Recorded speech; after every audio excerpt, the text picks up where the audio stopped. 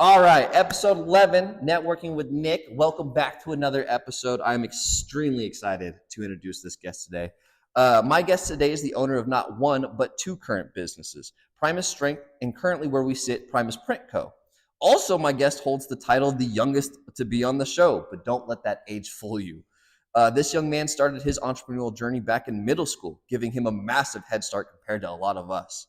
His promises is to uphold the definition of Primus by being the first among equals in everything he does, holding himself to the highest quality standards with everything he creates, maintaining fantastic customer service no matter the situation, and always meeting deadlines to make sure you are not left out hanging. My guest today, Steven Sudcliffe. What's up, brother? How you doing? How'd you like that? That was great. That was good? That was really good. You did your research. You don't have a lot to research. I know. I was looking on it because, usually a lot of us humans nowadays with social media love to post everything about ourselves. Yeah. You actually are kind of quiet on the social media side. Is there a particular reason why? I don't know. I feel like it's hard to get out there. Like, it's hard to push myself to post on social media all the time. I like the old school kind of method, like going out and talking to people. Interesting. That's my big thing. Okay, so off camera, prior to us jumping on, I asked you how old you were, and how old are you? I'm 20 years old. 20 years old. I'm 33 for reference. This man actually said something that made me mad off camera. Go ahead and tell the story, actually, because I would love to know, because in your intro, it says that you started your entrepreneurial journey back in middle school, which is actually wrong. You have a memory of before that. 5th grade in elementary school. I remember it was wintertime, so it was cold outside, so our recesses would be inside. Right. So the big thing then was tech decks. God, I'm so mad at you.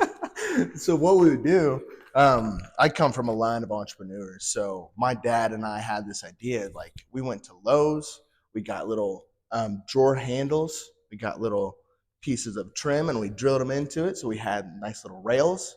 I went on like Alibaba now and I got little old tech decks, like for a big case of them for really cheap. Took them back, made some flyers, and we were slinging tech decks and rails and all the accessories in elementary school. That is fucking mind-blowing. Tech decks were popular when I was in high school. Like literally, like I remember tech decks. I had quite a few of them. And like you could get the skate parks and stuff like that. Okay, so whose idea was this? Was this your idea or your dad's idea? I came to my dad originally with the idea, and he, kind of helped me make it figure it out. Right. So, okay, what was it that sparked the idea when you're in 5th grade? Man, probably candy. I've grown up as a fat kid, so I'm like, I need the money. I want to walk to Sonic after school. I want to go with my friends. I need some money to spend. So I think that's kind of what sparked it. Now, did your parents not give you money? Like, were they the type of parents like, all right, if you want to go have this extra stuff, you got to get it yourself? Yeah. So it's so like we have to work for everything that we get in our family. So nothing's like we have nice stuff. I'm very blessed, but everything we have, we work for. Yeah, it's not like you were sitting on the couch waiting for someone to come drop off a Lamborghini. It doesn't work that way. No, you sit on the couch, you figure out the idea, then you get up and execute to get the thing, and that's the difference. So, all right, you're a Wichita local, born and raised? Yep, born and raised right here. So then, does your family have an extensive roots system here for the fam? Not really. Okay. Both my parents are from out of town. My dad's from Russell, and my mom's from Garden City. Okay, so at least Kansas. Yep, at least Kansas. All here in Kansas. Then what brought them here? Well, originally they moved in Kansas City. They both went to college up there, and they met. Okay. So just a better place. Tired of all like the city, traffic, whatever. I mean, being a Seattle local, like I was raised in Seattle, the greater area of, from birth to 21 is when I moved here. Yeah. And I mean, even the difference between Kansas City to Wichita, it is a huge difference. It's really different. Have you ever thought about leaving Wichita? Man, I have a little bit. You're so young, you know what I mean? I know. It's hard because, it's like I kind of have roots here now. Yes. Right? Like this building holds me here for at least the next 10 years. So that's kind of the plan. Get it running, maybe so that I'm not in it as much. And then maybe we'll see from there. Moving. I don't know. So you said earlier you come from like your family more or less are a bunch of entrepreneurs. Yeah. Do you know where it stemmed from? I don't know. my grandpa on my mom's side was the first entrepreneur in our family. So it hasn't been running for too long, but Long he, enough to be third generation right, I now. know. But he owned some banks and a land title company. My dad started drug testing and background checks. My brother does pools, and so I did pre-workout on shirts. Man, Yeah, that's so cool. I love that. Now you have two brands kind of using the same name, yep. Primus, excuse me. What is that and why is it personal to you? Because you clearly are dug into that one. Yeah, I don't know. I love the word. I think Primus is just, it rolls up the tongue cool. It sounds cool. It has a cool meaning behind it. The name, like, it didn't, it just happened one night. I was talking with my mom and we are looking up on, like the Latin dictionary, I think we are looking at. And we Interesting. found this and we're like, that's it. The first among equals. Like, that's such a cool meaning. It's such a cool saying. What's it So mean to you personally? personally, it pushes me to like be better. No one's home. Oh man, we're getting a bathroom put in back there. Is that what's going on back there? So we're running piping and stuff. I mean, when I parked out there, there were some power tools on the ground. I was like, them bitches are still there when I'm back. Hey, but I think the word Primus pushes me to be better and uphold the standards of quality and try to push to be the best in the specific field that I'm in. Yeah. So is this instinctual to you? Because like I feel like that trait is something that you can teach it, yeah, but having a natural knack to it. yeah. Was this something that you've had to develop over time, or do you naturally flow into this? I think it's always been on my mind to kind of be as the best I can in what I'm doing. But I think it's definitely something you have to work in for sure. Like it's not all natural. What are some of the things that you've had to do to hone those skills? Man, social media is a big one. I think for me, it's like I'm really bad at it, but I try to push myself on that to Right. try to get better in that aspect. Even just growing up, like getting pushed to do the things that we didn't want to do. Yeah. Right. So were your parents very involved in that like type of mindset as you Yeah. guys are growing up? Because you have the brother, Sure. any other siblings? I have a little sister. Little sister. Yep. Is she also inclined with the entrepreneur spirit? Do you see her cooking up ideas yet? Man, she's young still, so I mean, you were in 5th grade. My kid's in 4th, so you would have been 10. yeah. So Yeah. Man, I don't know. She hasn't talked about it too much yet. no, that's all right. She's got way more time than the lot of us. You know what I mean? So give me the history of the Primus brands. So we originally started Primus Strength. That was junior year of high school. I was about probably 280, 290-ish. You're a big boy. Yeah, I was a big boy. Still am, but I wanted to make a change. So I got into the gym. I started loving it. I love taking pre-workouts and everything like that and knowing what's inside of them. Was it the yeah, feeling? Yeah, buddy. It feels so good. Skin's itching. Let's go. Exactly. But I never found a pre-workout that I truly loved. Fair. And so I went on my own mission to formulate one and try to find what I like and what I don't like. And after probably 2 years of in the gym, I figured out what I wanted. And so I got it formulated from a company out in Georgia. Okay. And we got a sample in. And that's kind of how it started. So to raise up money to get an actual run, we did some shirt runs. And I think that's kind of what got me into this. Interesting. Yeah. One thing led to another. Exactly. It just kind of connected because you Exactly. needed some other revenue to. Yeah. So we used that first set of shirts to fund quite a bit of this one, as well as my dad. My dad, he's Obviously a big help. Yeah, for sure. I'm way too young, but we used that pre-workout. We sold for about a year before it all sold out. We had a little over 300 units, so that went pretty good. But with the shirts sold so fast because you could just mass market it. I was walking around with a big box of the Y, and I was walking out. Who needs a shirt? Who wants a shirt? Right? Like support local. I had all my buddies around. Everyone's just kind of mass marketing. It was so much fun. You're a little hustler, bro. You're a little hustler. Just doing it. That's And then I ran out of sizes and like larges and XLs and stuff like that, the popular sizes. Right. And I'm like, crap, I want to get more of these shirts, but I don't want to pay so much money for just these and have to wait 3-4 weeks to get my shirts back, right? Then kind of the hype will die off, whatever. So I went to my dad. I'm like, we should get into screen printing. We should do this. He's like, Steven, shut up. You got to work in the industry, like know what you're doing before we do this, right? And so I worked for actually my neighbor 3 houses down from me. She runs like apparel decorating place. She's more of like a contract printing place, so she like finds the jobs and then subs them out to other people. But she had some production in house, so I worked there for about a year. It was a fun year. Just learning and soaking up yeah. as much as you could. Yeah. But they didn't have screen printing, and that's what I wanted to do. So I went to her with the idea of being like, hey, like this is what I want to do. And she's like, let's do a partnership. Let's do like this together. And it didn't seem right. It didn't feel right. Yeah. So we just didn't go with her. So we ended up starting this on our own, and that's 8 months ago now.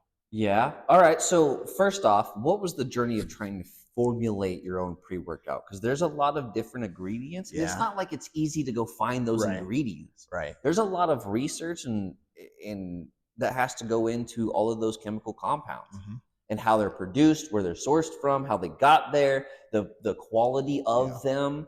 Like, what was that like? Man, I mean, it's just all experimental, right? I was a little lab rat, right? Yeah. Like Amazon was, my best friend. You can find all sorts of like, S7 or glutamine or, whatever. So you were looking for the ingredients via Amazon. Yeah, like just by itself. You just take them by itself and like see how it makes you feel, see if you like it. Like all these nootropics, like lion mane mushrooms, like the actual mushrooms by themselves too, like the powder and stuff. You just find out what you like lots of trial and error. Lots of trial and error. Man. So did you document all of that? Yeah, somewhere in my notes. They're buried now. But it's probably a messy stack of notes at that time. Oh my goodness.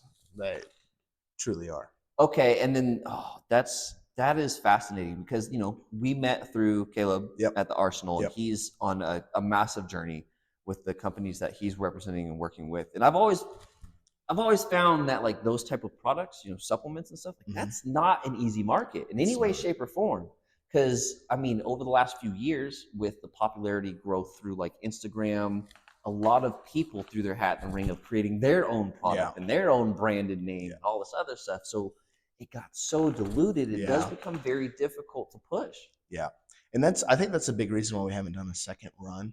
It's just because I got into it kind of in the beginning of the rise of it. Interesting. So it was easier to get off the ground, but then you just get covered by all these other brands that it makes it hard to succeed. And it took a year to sell, 300 something units. Yeah. And Caleb was the only store that I was in at the Arsenal. Dude, that's cool. Yeah. That's so cool that he would still support you like that. Yeah. It was pretty awesome. He's a good dude. So a lot of trial and error and just trying as much as you can. For sure. That's kind of why it's died off a little bit. I don't know if we'll do more pre-workout. I want to keep it alive as a clothing brand. The clothing brand's a good idea. I mean, you have the sources to do so. For sure. And is that kind of the structure that you want to see that brand go into, is more of an apparel brand? As of right now, yes. That's kind of the idea of it. It's still, there's a lot that we have to get done to do it. But what were the hardest like challenges / failures that you had along that journey? Because honestly, when you fail on a journey like that is your biggest teacher. Yeah, I think motivation was the hardest part. Like you hit a brick wall. Yeah, you hit a brick wall, and your motivation just dies, and you're like all your social media stop. Like TikTok, no longer. I'm not posting on it. It got banned for me. I had a TikTok. Posted a video without my shirt on, got taken down. Yeah. My whole account ended up getting taken down too. So I lost all my motivation then. And it was hard for me to find a reason to keep going when it was that was my biggest platform at the time. That's where I was getting most of the sales. Right. So I'm that made it hard. Just a big old shot to the gut. Right. Right. But then we took a big we took a trip down to Houston, down to Alpha Land. A big gym down there. man, like, have you heard of the brand Alpha Elite? Yeah. It's the out like That's that's their gym, okay. right? It's a huge gym down there. Whole bunch of like influencers and stuff. Like we just went down there with a group of guys and just went and marketed, Yeah. and that was fun. That kind of reignited a flame. Then we did some like local powerlifting meets around here. Got some booths there. That helped kind of re-spark the motivation. That in-person networking. Yeah. So Exactly. how important has networking been during all of this process? Oh, huge. It's like the biggest aspect of it. Like you can have all this equipment and all this stuff, but if you don't have the people to, make the orders happen, you don't Right. have a business. So what are some of the ways that you've actively networked then? Man, a lot of it's actually came from the Arsenal, like where I Really? met you at. So it's like, just going in there and just talking to people. Like, all sorts of people walk in there. I walk around and just go into businesses, hey, drop off a card and be like, hey, if you need it. You're just the old school door knocking. You're walking door to door and you're absolutely crushing it. It works. Dude, that's awesome. Is this the brother? Yes, sir. What up? How's it going? It's good. What does brother have? Oh, a little sewage auger. We'll keep this in. Hella. Absolutely. There we go. Oh man. So there's networking, the power of networking has, being in person, making those relationships. What do you do to make sure you maintain and build those relationships? It's just a lot of communication between the people and like checking in on them. Hey, you want to be a guest next? Not right now, but another episode? Yeah. Hell yeah. It's not hard. This shit's easy. Pools are cool. Pools are cool. That's what's up. Definitely leave all of that in. The very first episode, quick interjection, we had a guy walk between us and the camera. Really? Yes, and I thought at first too, and I left it in on the episode. I thought he had, he saw his friend, like, and I thought he was like playing a prank, kind of being a dick. Yeah. And honestly, it was kind of funny. I wasn't mad. I was not mad.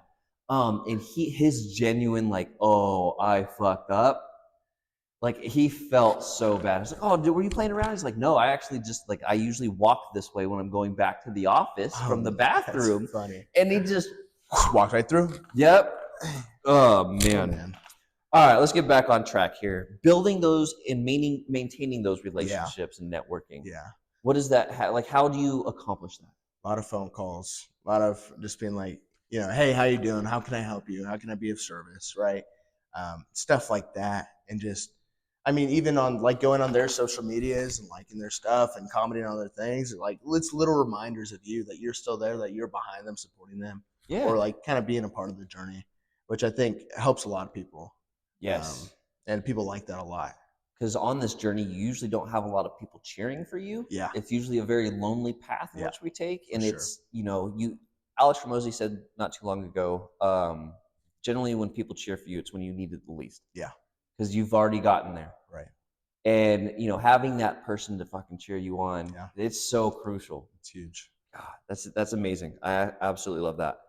So, all right, what are the future ambitions of the brand and for you? Man.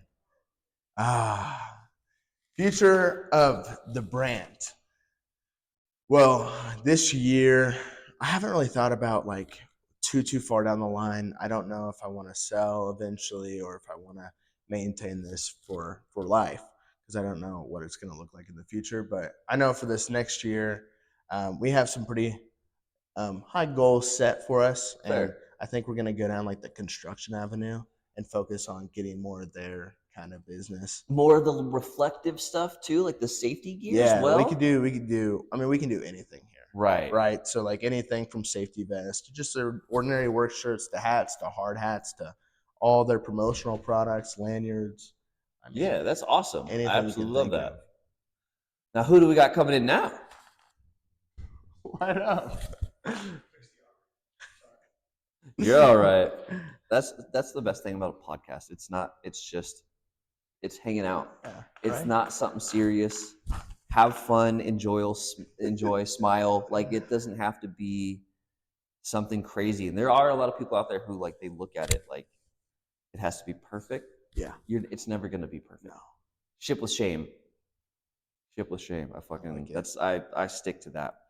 So construction going forward. What else? Man, I want to grow the size of my company for sure, like employee wise, and just like constantly staying more busy. There you go. That's another huge one. By the end of the year, I want to get to about 3 employees, 4 employees, There you go. without including myself. Um, Hopefully, get out of production a little bit more, so I have more time to focus on like helping with those relationships Right. and building the clientele and stuff like that. Not be the button pusher. Yeah, exactly. I come from aerospace. That's what we're called. Yep. No. So what do you think it's going to take to achieve that? Hard work. Just staying out there, staying motivated, and, getting in front of as many people as I can.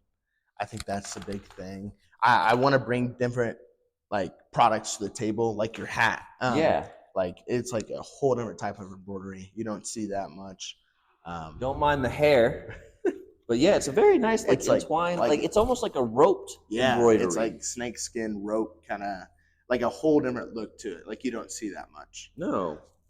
So I want to make cool stuff and show people that we can do cool stuff and that we can grow with our business and stay on the leading edge of things. So are you the creative individual? Are you like, I am. can you see? Yeah. I envy you. Yeah. I am not the creative individual. If you want me to make you something, it's going to be a stick figure. Yep. And, I can color inside the lines, Right. but that's about as far as it goes. Are you the only like kind of creative individual in your family, or do you have a couple of them? My little sister's pretty creative too. Mm. Yeah, she loves to draw. She's good at drawing, better than I am at drawing. Good. Get her into that. Yeah, right. Absolutely. All right. I want to wrap up our part 1 here because I'm going to have to host you in my studio. You hosted me here, and I absolutely love seeing the place. But I have one final question. It's kind of different for you because usually it's like, hey, what would you tell your 18-year-old self? It's kind of hard to ask you because that was 2 years ago. So this is the deal. You wake up in the morning, you're getting ready to come to the shop. You leave for work, go outside, and you see young Steven outside. We're going to say he's 15-year-old Steven. Okay. Who's getting everything ready, trying to learn as much as you can. You can't give him all of the secrets, but you can give him some advice. What do you tell him? Man. I'd probably say that the college route isn't for you. The college route isn't for you. Yeah. Holy I was shit. because I'm like an okay student in school, but like I never excelled. I never loved it, right? And I thought all growing up, college was a route. Right. So I think that was a big like change in my mindset, like going into junior year of high school, senior year, being like, hey, maybe I don't have to do that. Maybe I can focus on growing other stuff outside of trying to get a degree or get into college debt and stuff like that. That is so wise, dude. I don't think you understand. I mean, everything. It's not that you're a bad student, Right. Because you clearly know how to learn how to do stuff. For sure. It's hands-on. Exactly. And it's just entrepreneurs usually don't mix well in the school environment. Yeah. I didn't. I'm a high school dropout with GED. You know what I mean? Yeah. And and dyslexic. And it's not about knowing. You can still learn. It's how you learn. Yes. The way you take in information. That's huge. YouTube University. Exactly. YouTube University. It's free. It's free. And Google. If you like to read stuff, I'm not the reader. Go to Google. You'll find everything. The next best thing is going to be YouTube. You type in whatever it is you're trying to figure out. It will be there. I promise. Yeah. That's how I figure out everything I'm doing. Exactly. Me too. God, that's good advice. I absolutely love that advice. Some parents may not like that advice, No. but that's a great way to end this episode of Networking with Nick. Once again, here at Primus Print Co. and my man Steven. Thank you so much for having me, brother. Thank you for having me. Appreciate it. Thank you. Thank you, bud. That's that.